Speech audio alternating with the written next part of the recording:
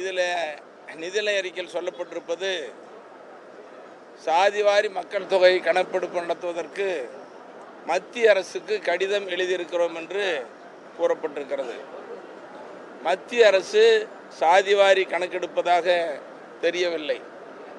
மற்ற மாநிலங்களில் பீகார், ஆந்திரா, மேற்கு வங்கம், ஒடிசா போன்ற பல மாநிலங்கள் சாதிவாரி மக்கள் தொகை கணக்கெடுப்பு செய்து குறிப்பாக பீகாரில் இடஒதுக்கீட்டு அளவை உயர்த்தியிருக்கிறது. அது மட்டுமல்ல, அங்கே வறுமை கோட்டுக்கு கீழே இருக்கிற மிக ஏழை எளிய மக்களை மேம்படுத்துவதற்கான அறிவிப்பும் அங்கே வெளியிடப்பட்டிருக்கிறது. ஆகவே இந்த சாதிவாரி மக்கள் தொகை கணக்கெடுப்பு நடத்தப்படவில்லை என்பது மிகப்பெரிய ஏமாற்றத்தை அளித்திருக்கிறது.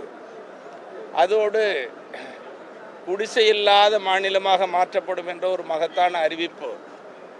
இதை 2012ஆம் ஆண்டு சட்டமன்றத்தில் நான் தான் முதலில் தொடங்கினேன் பேச்சுவார்த்தை. முதலமைச்சர் கலைஞர் அவர்களே, குடிசையில் நிறைந்த மாநிலமாக இருக்கிறது, குடிசை இல்லாத தமிழ்நாட்டை உருவாக்க வேண்டும் என்ற கோரிக்கை ஏற்று அன்று முதலமைச்சராக இருந்த கலைஞர் அறிவித்தார். இப்பொழுது குடிசை இல்லாத மாநிலமாக உருவாக்கப்படும் என்ற ஒரு அறிவிப்பிற்கு முதல் கட்டமாக 1,00,000 குடிசை வீடுகளை மாற்றப்படும், கான்கிரீட் வீடுகள் கட்டப்படும் என்று சொல்லப்பட்டிருக்கிறது. ஆனால் தமிழ்நாட்டில் குடிசைகள் அதிகமாக இருக்கிற மாவட்டங்கள் வட மாவட்டங்கள். இந்த வட மாவட்டங்களில் யார் வாழ்கிறார்கள்? எல்லா சமுதாய மக்களும் வாழ்ந்தாலும் அதில் அதிகமாக மிக பெரும்பான்மையாக வாழக்கூடியவர்கள் வன்னிய பெருமக்கள். அப்படி குடிசை வீடுகளில் வாழக்கூடிய ஆண்டுதோறும் 10ஆம் வகுப்பு 12ஆம் வகுப்புகளில் தேர்ச்சி விகிதத்தில் கடைசியிலே இருக்கிற மாவட்டங்களாக இருக்கிற வன்னியர்கள் வாழக்கூடிய இந்த மாவட்ட மக்களுக்கு கல்வி வேலைவாய்ப்பில் 10.5 விழுக்காடு இடஒதுக்கீடு நடைமுறைப்படுத்தும் என்று ஆவலோடு எதிர்பார்த்திருந்தது. அது இல்லை. அதே போல பெரிய மாவட்டங்கள் பிரிக்கப்படும் என்ற அறிவிப்பு வந்திருக்க வேண்டும். பெரிய மாவட்டங்கள் பிரிக்கப்பட வேண்டும் என்ற அறிவிப்பு இல்லை. அதே நேரத்தில் இப்பொழுது தமிழ்நாடு மழையளவு குறைந்து மிகப்பெரிய வறட்சியை நோக்கி கொண்டிருக்கிறது. குடிநீர் பஞ்சம் மிகப்பெரிய அளவில் எதிர்நோக்கி இருக்கிறது. அப்படி குடிநீர் பஞ்சத்தை போக்குவதற்கு, வறட்சியை போக்குவதற்கு முன்னறிவிப்பு நடவடிக்கையாக அறிவிக்கப்பட்டிருக்க வேண்டும். அதற்கான திட்டங்கள் இதில் சொல்லப்படவில்லை.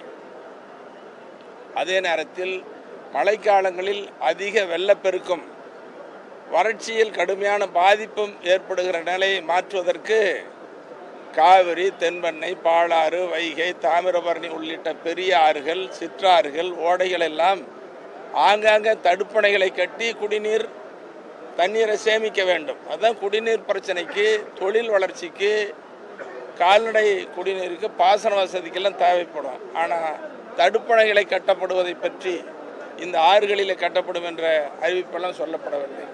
ஆகவே தேர்தலில் கண்ணோட்டம் செலுத்துகிற வகையில் மிக முக்கியமான அறிவிப்புகளும் வந்திருக்கிறது. அதைப்போல எதிர்பார்த்த மக்கள் நாளும் எதிர்பார்த்த திட்டங்கள் அறிவிக்கப்படவில்லை. ஆகவே புதிய அறிவிப்புகள் வந்ததோடு எதிர்பார்த்த திட்டங்கள் அறிவிக்கப்படவில்லை என்பதுதான் இந்த நிதிநிலை அறிக்கையினுடைய அம்சம். அப்புறம் மிக முக்கியமாக இன்னொன்று சொல்ல மறந்துட்டேன், இதை ரொம்ப முக்கியமாக நீங்கள் சேர்த்துக்கணும். அரசு ஊழியர்கள், ஆசிரியர்கள் ஆவலோடு எதிர்பார்த்தது புதிய ஓய்வூதிய திட்டத்தை ரத்து செய்து பழைய ஓய்வூதிய திட்டம் வேண்டும் என்பது. அதை பற்றிய அறிவிப்புகள் இல்லை.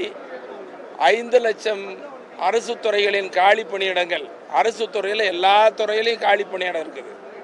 5 லட்சத்துக்கு மேற்பட்ட பணியிடங்கள் இருக்கு, நிரப்பப்பட வேண்டும் என்பது. ஆனால் இன்னைக்கு 60,000 பேர் தான் சொல்லப்பட்டிருக்கிறது. ஆகவே அரசு துறைகளில் எல்லா காலி பணியிடங்களும் நிரப்பப்பட வேண்டும்.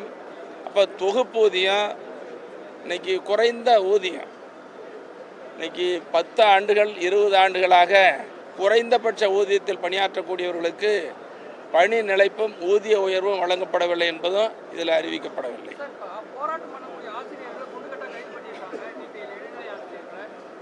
இல்லை, ஆசிரியர்கள் பிரச்சனை, அரசு ஊழியர்கள் பிரச்சனை, அவங்க போராட்டம் நியாயமானது, அதை ஏற்றுக்கொள்ள வேண்டும் அரசு, அவர்கள் கோரிக்கை நிறைவேற்ற வேண்டும் என்பதுதான் எங்களுடைய நிரந்தரமான நீடித்த கோரிக்கை.